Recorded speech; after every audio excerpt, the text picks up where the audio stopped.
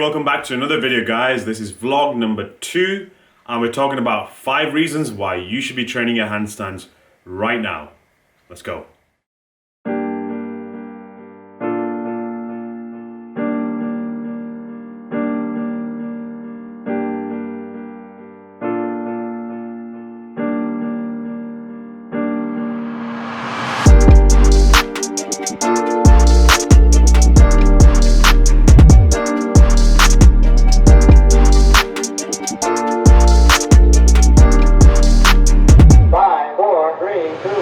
So one of the most asked questions I get, apart from my hair, is how I got into handstands and why? Why the change? Why go from doing conventional weight training and bodybuilding and switch over to a lifestyle of bodyweight training and being obsessed with spending so much time on these hands? And my answer to that question is handstands are way more fun to train.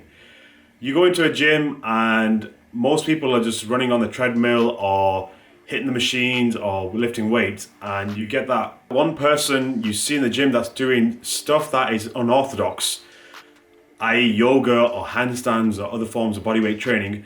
You get that feeling of, wow, there is a world outside of just doing the typical fitness stuff. And for me, that was inspiring. I met an acrobat one day and he got me involved with handstands and I never really looked back.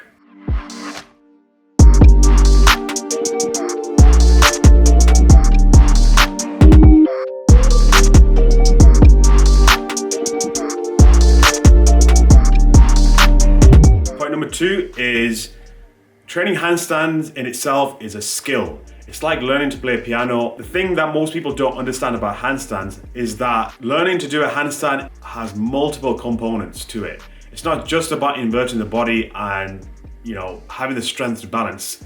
Balance is a skill on its own. Inverting the body, you have to get over the fear of inversion, and that's a skill on its own.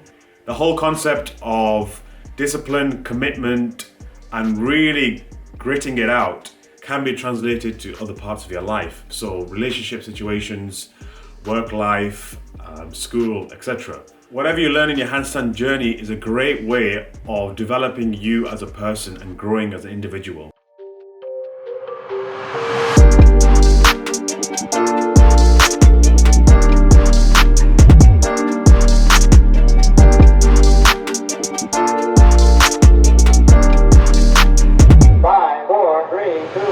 Reason number 3 is that handstands will enhance your strength, mobility, and flexibility. It trains your muscles in a way that weight training just doesn't provide. The stimulation that you get from training handstands is completely different to anything you'll ever do. It actually is quite different to a lot of the yoga stuff as well. So there are a lot of yogis out there who can do forearm stands and headstands. However, there aren't many that can do handstands at the same time, and especially handstands that require endurance. So holding for time, I'm holding for performing different shapes. Plus, you can literally do handstands anywhere. Even whilst vlogging, apparently. 5, 4, 3, 2.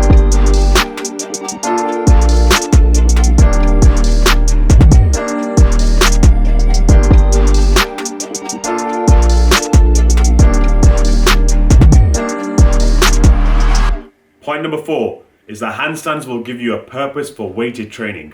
So if you are just lifting weights for the sake of lifting weights or trying to maintain your body, etc., you'll notice that after a while you start to suffer from a lack of motivation.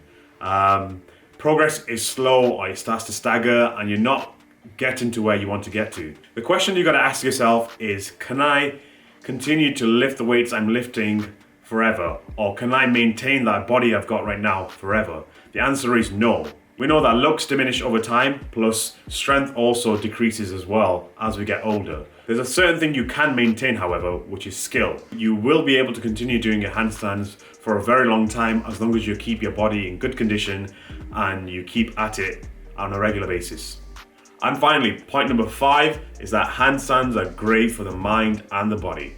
So we always talk about connecting with the mind and body, and the mind and body connection, or the muscle and mind connection, etc. Well, handstands will allow you to achieve a stronger mind and body connection. You get a sense of really feeling what's going on inside your body when you are balancing upside down. So anything that brings awareness to the body, we should be utilizing, and we should be trying to train that aspect quite a bit. The reason for that is we don't want to treat our body just as a vehicle. We want to try and understand what's going on inside. Also, handstands will allow you to expose and correct many of the imbalances and tightness you have in your body. So when I first started training my handstand, one of the reasons why I couldn't achieve a straight handstand and I was bananaing was because of the tightness around my lats and my shoulders. Now, if I hadn't inverted the body into a handstand, I don't think I would have ever considered stretching my lats off. So those are my 5 reasons, and let's move on to the next part of this video.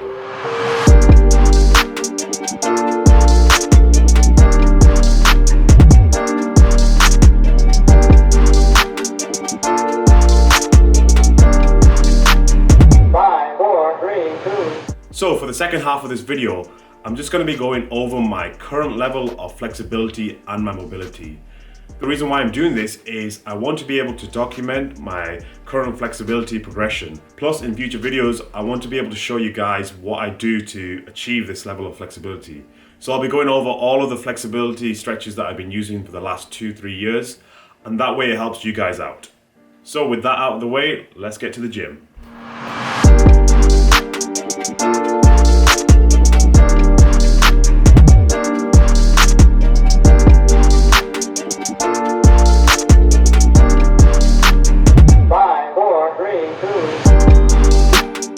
Okay, so we're in the gym, and the first thing we want to go over is the Cossack Squat. Now, for most people, there are 2 things that they struggle with in terms of squatting. You've got the conventional resting squat, the one that 3/4 of the world does to basically live the majority of their lives in, and the second one is the Cossack Squat. So a large portion of the tightness that most people feel when they go into the Cossack, or a variation of the Cossack, is not just tightness in the calves, but the anterior part of the bottom leg. So we're talking about the tibialis anterior plus the soleus muscles. So those areas that you tend to get shin splints in. As you lower yourself, it's those muscles that help you to balance. Now, if these muscles are really tight, then it becomes very difficult to push the knee out forward in front of you. And coupled with tightness in the hips, you're very lucky if you're getting to 90 degrees with your Cossack. So those muscles you want to be targeting when it comes to stretching and loosening for preparation of the Cossack. Also, a lot of teachers don't mention, and it's something that I listened to Kit Locklin talk about, and that is the Cossack is heavily influenced by the anatomical positioning of your body. So if your lower leg is not the same size as your upper leg, then it becomes very difficult to achieve that depth and sit comfortably in the Cossack. So the next thing we're working on is hamstring flexibility. As a good warm-up for your hamstrings, it's advisable to try and perform elephant walks. These are great for loosening up those upper hamstrings and really trying to emphasize that pike pose. So with the elephant walks, all you want to do is you want to bend the knees and straighten one of the legs. You want to lean towards the leg that you're straightening, and then bend the knees again and straighten the opposite leg. So we're just alternating between the two. When you do this, you'll get a really nice stretch in the upper hamstrings, and this is where most of the tightness is for most people in regards to hamstrings. You can also alternate between bending the knees and straightening one leg, and bending the knees and straightening both legs. And then finally, we're just doing some pancake stretches. Now, this is the ultimate goal, trying to get that belly to the ground. I've been trying my pancake out for the last 2 years non-stop. However, it's only just recently that I've been achieving more gains. And I think the reason for that is I'm not forcing it anymore. So with all these stretches, I'm making sure that none of these stretches are painful. If you're feeling like your stretching is causing you pain, then you're doing it too intensively. So at most, stretching should be slightly uncomfortable, but most times it should feel very relaxing and very soothing. So using this approach, we're trying to separate pain from stretching. So for most people, stretching equals pain. Anytime they think about stretching or they go into a stretch, they get a sharp sensation of pain. And if that's happening, then that is the first barrier that needs to be addressed. The other thing I've noticed with the pancake stretch with other people is that most people can't pivot the hip forward. So as I'm going down, the first movement I'm performing is anterior pelvic tilt. So if you imagine that your hip is a jug, you want to tip the jug forward. And that's basically the positioning that we want our hips to be in. By doing this, you should feel a very strong stretch in the upper hamstrings. Plus, if you feel like you are rounding your back a lot whilst doing the pancake, then that's a good indication that you've got a lot of tightness in the lower back that needs to be addressed before you actually go into the pancake. Next is a Cobra. With this stretch, I'm trying to make sure that I'm focusing all of the stretching around the thoracic. What you'll notice with a lot of people performing back bends and bridges is that you need to have an open chest so that the stretch is focusing purely on the thoracic and not as much on the lumbar. People that try to attempt a back bridge before they have the flexibility in their thoracic will end up really arching the lower back, and you don't want that. And that's a great recipe for disaster. Now, in order to bring some sort of flexibility to the thoracic area, I started working on performing thoracic Cobra stretches instead. So I'm placing my elbows on the ground and I'm really pulling the elbows back whilst pulling the shoulder blades into their pockets. And that really brings a strong stretch to that thoracic spine. Also with this stretch, you want to make sure that you're not squeezing the glutes or really contracting the lower back. It's very important that you avoid that. And finally, to really emphasize the stretch, I went from having my palms grounded to shifting the weight onto my fingertips. That just gives me that extra bit of a stretch in the thoracic area.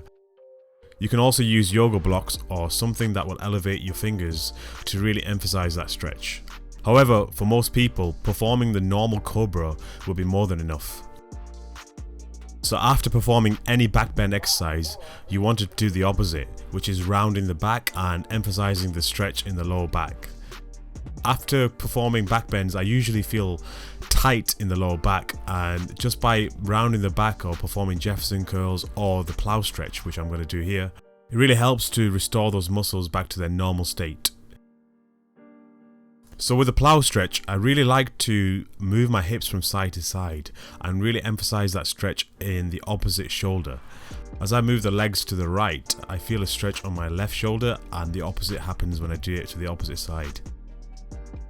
It's a great way to emphasize a stretch wherever you feel tight. And finally, I'm bending my knees to really feel that stretch in the lower thoracic area. Next is the squash frog stretch. Now, this stretch back in the days used to be a very painful stretch for me. I really used to hate going into this, and as most of you know what it feels like, it's not comfortable at all.